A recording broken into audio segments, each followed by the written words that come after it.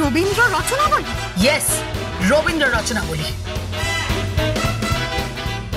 এই তুমি এবার হাসছো কেন?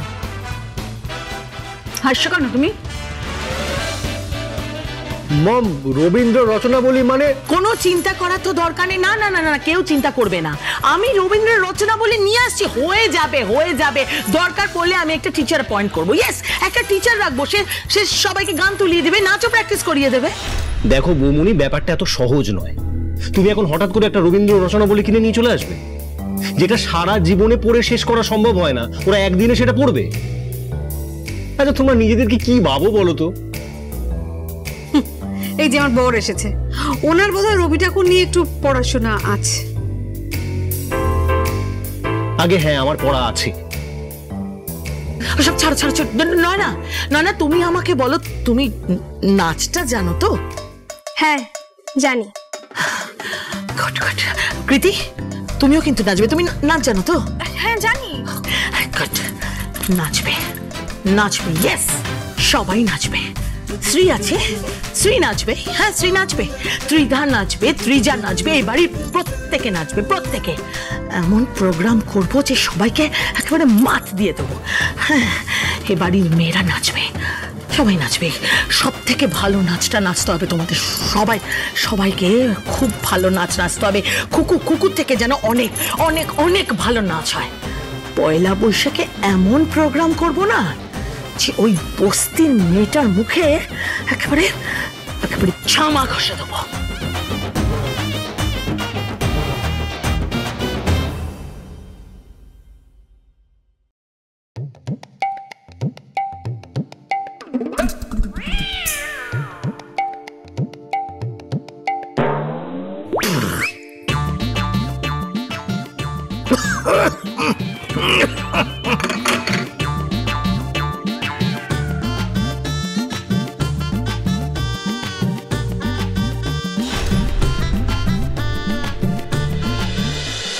কি ব্যাপার বলো তো বিশ্ব, তোমার মুখ থেকে চা পড়ে গেল, এখন আমরা এত কাশছো, কি হয়েছে? কি কি আশ্চর্য, কাশতে পারবো না মানে? তোমার হাতে ওগুলো কি? আমার হাতে আবার কি? রবীন্দ্র রচনাবলী আছে, গীতবিতান আছে, সঞ্চয়িতা আছে। এই বাপরে বাপ, দেখি 3 খণ্ডে রবীন্দ্র রচনাবলী, গীতবিতান অখণ্ড, সঞ্চয়িতা। হ্যাঁ, ওরে বাবা, দাঁড়া 1 মিনিট। কি করছোটা? কি হয়েছে? আঙ্কেল কি হয়েছে? কি? হ্যাঁ, তাই তো দেখছি না, গা তো ঠান্ডা। আমি কি ভাবলাম বলো তো, তোমার তর্কা উঠেছে, বুঝলে? তর্কা উঠেছে মানে? হ্যাঁ, ওই বাচ্চাদের হয় না, তর্কা ওঠে, তারপরে ভুলভাল বকতে শুরু করে। আমি বললাম তোমার তর্কা উঠেছে, তোমার হয়তো ভুলভাল। কি হলো? আপনি কি বলতে চাইছেন? আমি বলতে চাইছি যে তোমার শাশুড়িমার হাতে গুলো দেখেছো? রবীন্দ্র রচনাবলী 3 খণ্ডে, সঞ্চয়িতা, গীতবিতান অখণ্ড। আমি তো ভাবতেই পারছি না। হে রবি ঠাকুর, আপনি তো সব ওপর থেকে দেখছেন, আপনাকে সশ্রদ্ধ প্রণাম। আমি তো কোশ্মিনকালেও ভাবিনি যে আমার স্ত্রীর হাতে আপনার লেখা সমস্ত এই গীতবিতান এগুলো থাকবে। আমি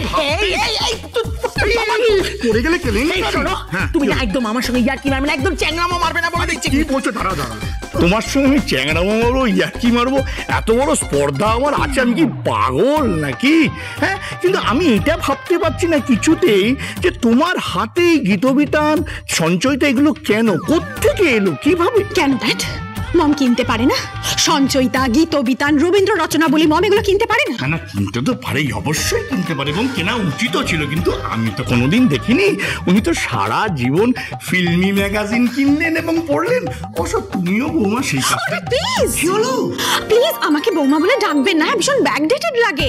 just call me Kriti and it's a nice name. Okay okay, হ্যাঁ, তোমাকে তো আবার বৌমা বলে ডাকা যাবে না, তোমার আবার ফ্যাশনের ব্যাপার আছে। Okay Kriti, thank you so much. Just 1 minute. হ্যাঁ গো মা নয়না, রবীন্দ্রনাথ সম্পর্কে তুমি কি জানো? কি জানবো? রবি ঠাকুরকে তো দেখেছি আমি। কি সাংঘাতিক, রবি ঠাকুরকে তুমি দেখেছো? ভাবা যায় না। কি সুন্দর দেখতে, দাড়ি আছে। হ্যাঁ, দাড়ি দাঁড়িয়ে আছে। ওরে বাপরে বাপরে বাপ, আমি আর ভাবতে পারছি না। হে রবীন্দ্রনাথ, তোমার সেই শ্লোকটি পুনর্বার উচ্চারণ করতে হবে। রেখেছো, বাঙালি করে মানুষ করনি। ইয়ার কি মেরো না কিন্তু, বলে দিলাম আমি তোমাকে। আচ্ছা ড্যাড, কি আপনি কি বলতে চাইছেন? কি আমি বলতে চাইছি, তোমরা তো সবসময় ফিল্মি ম্যাগাজিন নিয়ে থাকো, ওই দীপিকা পাডুকোন, তারপরে হচ্ছে যে আলিয়া কি ভট্টাচার্য, হ্যাঁ আলিয়া ভট্টাচার্য, তারপরে আরো। Daddy please give me a break. আশ্চর্য, না হঠাৎ ব্রেক দেবো কেন? ব্রেকের কি আছে? ও বুঝতে পেরেছি, তুই ব্রেক ডান্সের কথা বলছিস। নো নো নো ড্যাডি, আমি ব্রেক ডান্সের কথা বলছি না, আমি ব্রেক দিতে বলছি। আরে কি আশ্চর্য, ব্রেক দিতে কেন বলছিস সেটা বলবি তো? তার কারণ তুমি যেটা এক্ষুনি বললে, ওটা আলিয়া ভট্টাচার্য নয় গড, ওটা আলিয়া ভাট, বুঝতে পেরেছো? ভাট? ভাট সে কি? আমি তো ভট্ট বলে বললাম, ভট্টাচার্য নয়। মাই গড, তুমি কিচ্ছু বোঝো না, তুমি চুপ করো তো। না হিন্দি গান, হিন্দি ফিল্ম এসব নিয়ে আমার কোনো আগ্রহ নেই, আমি জানিও না। আমি আসলে পুরোপুরি বাঙালি থাকতে চাই এবং বাঙালি রয়েছি, বুঝেছো? ইয়েস, বাঙালি, একেবারে পাতি বাঙালি। শোনো তো এখান থেকে। না কোথায় যাচ্ছ? দাঁড়াও, এই বইগুলো দেখি। তুমি কি না তুমি এই বইগুলো, না এটা তো আমার জানার নিশ্চয়ই অধিকার আছে, যেটা কি সৌভাগ্য হলো এই বইগুলো যে এই বাড়িতে সেগুলো এলো, এটা জানার তোমার অধিকার আছে নাকি? ভীষণ সিম্পল দাদা। কি? ভীষণ সিম্পল। আসলে পয়লা বৈশাখের দিন বর্ষবরণ হবে। ও পয়লা বৈশাখের দিন বর্ষবরণ হবে। ওদিন রবি ঠাকুরের গান, নাচ এইসব হবে। মানে ওই একদিকে আমাদের বিহান গান গাইবে, আরেকদিকে আমি গান গাইবো। একদিকে আমাদের ওই কি বলে খুকুমণি ডান্স করবে, আরেকদিকে আমাদের নায়না ডান্স করবে, বাড়ির অন্যান্য মেয়েরাও নাচ গান করবে। দেখা হবে ওই বস্তির মেয়ে খুকুমণি ভালো নাচলো নাকি আমাদের নায়না ভালো নাচলো। আসলে কি বলতো, মানে ওরা তো আনকালচার্ড, আমরা কালচার্ড, তাই না?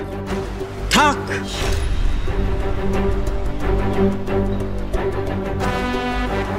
অত কালচার নিয়ে না আর বড়াই করিস না। শুনলাম তো সবকিছু। কি শুনেছো? না তুমি বলো, তুমি কি শুনেছো? কি শুনেছেন আপনি? বলুন কি শুনেছেন। ওই যে নয়না কি বলেছে? কি? ওই যে বললো দুর্দীপ বাসিনী আমি তোমারে চিনি, এটা নাকি রবি ঠাকুরের গান। হ্যাঁ আরে না আসলে ওটা একটু গুলিয়ে ফেলেছিলাম। আর হোয়াট ইজ দিস? এইভাবে আমাকে পিঞ্চ করা হচ্ছে কেন? বিশ্ব আমার কথাটা শোনো। আচ্ছা দেখো, ভুল তো মানুষ মাত্রই হতে পারে, হ্যাঁ হতেই তো পারে না। আর নজরুল গীতিটায় কি ছিল যে দূর দীপবাসিনী আমি চিনি, আর রবীন্দ্রসঙ্গীতে কি ছিল? রবীন্দ্রসঙ্গীতে ছিল আমি চিনি গো চিনি। তো চিনি ইজ কমন থিং, মানে চিনি দুটোতেই ছিল, চিনি। আহা অসাধারণ যুক্তি, দুটোতেই চিনি, অপূর্ব যুক্তি, ভাবা যায় না। কি ভালো বলেছো, কিন্তু তোমাকে এটাও বলছি এই জিনিস ধোপে টিকবে না। মানে আমি তো খুকুকে দেখেছি, খুকুর নাচ দেখেছি, কি অসাধারণ নাচে, মনে হয় যেন স্বর্গের কোনো নর্তকী। দেখো দাদা, আমি তোমাকে আগেও বলেছি, আবারও বলছি, ওই মেয়েটাকে কিন্তু এভাবে তুমি প্রশ্রয় দিও না। ও কিন্তু একটা বস্তির মেয়ে, যার মামা কিনা ওই কি বলে চোলাই খেয়ে রাস্তায় পড়ে থাকে। ওরকম একটা রাঁধুনি, রান্না বান্না করে হোম ডেলিভারি করা আর কিছু জানে? ও কালচারাল কিছু জানে? রবীন্দ্রনাথ, জীবনানন্দ দাশ, তারপরে নজরুল ইসলাম, এসব কিছু জানে? দাঁড়া, তোমার এত বড় স্পর্ধা যে তুমি অসভ্যের মতন দাঁড়িয়ে দাঁড়িয়ে এখানে এইসব কথা বলছো, হ্যাঁ? এত বড় স্পর্ধা! আমাকে তুমি অপমান করছো, সবার সামনে ইনসাল্ট করছো, আর তোমরা এখানে দাঁড়িয়ে দাঁড়িয়ে শুনছো। মনে হচ্ছে মরবটের এক।